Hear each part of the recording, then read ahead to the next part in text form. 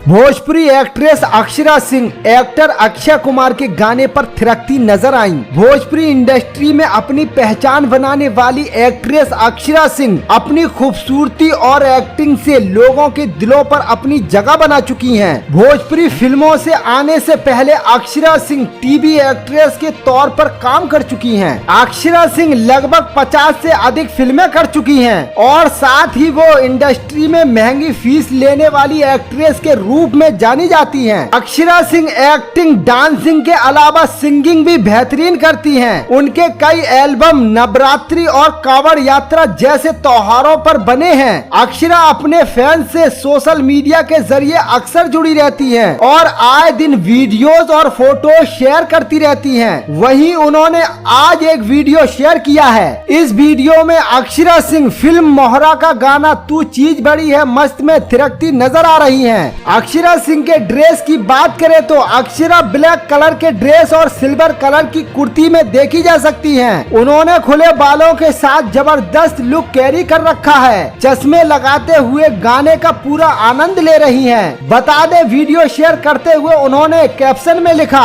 कि हर बार मैं अपने क्रेज को देखती हूँ, मेरे क्रेज को जानना चाहते हैं। दोस्तों, आपको अक्षरा सिंह का ये डांस वीडियो कैसा लगा कमेंट में जरूर बताएं और भोजपुरी इंडस्ट्री से जुड़ी खबरों के लिए मेरे YouTube चैनल को सब्सक्राइब करना ना भूलें।